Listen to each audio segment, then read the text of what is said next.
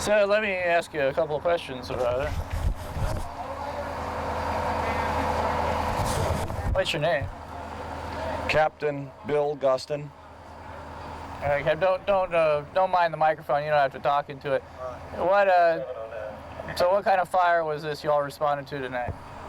We got a report of a ship fire on the Miami River. When we arrived, that's exactly what we found.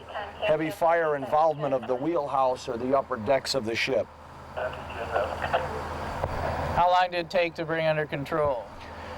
Not very long. Fortunately, the fire was all above deck. What makes a ship fire so dangerous and difficult to fight is when it is enclosed by all the steel decks and bulkheads or walls down below deck.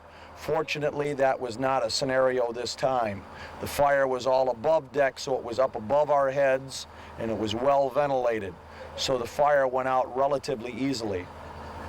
Anyone get hurt? No, not at this time, not that we know. We're still checking with the crew members. There is somewhat of a language barrier, and we're having our people check right now. What was burning?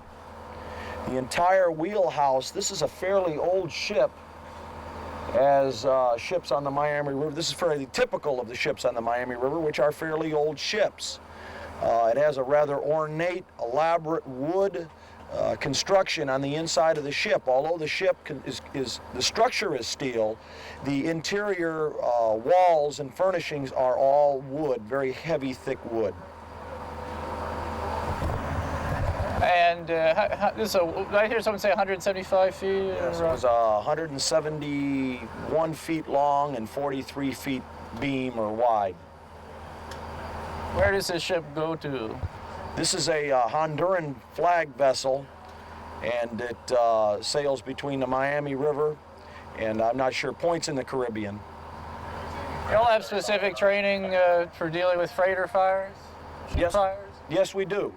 We have every firefighter on the department receives some basic training in marine firefighting, and then the firefighters that have responsibility in this area on the Miami River and the Port of Miami receive extensive training in marine firefighting. I guess I came in handy this morning, all that training. Well, yes, it did. In this particular scenario, a lot of that training didn't have to be used. However, just as in most fires, it's the setup that counts.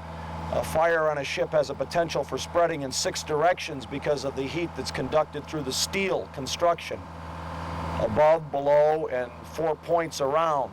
And it was necessary for our people to get into those areas and check them for fire extension.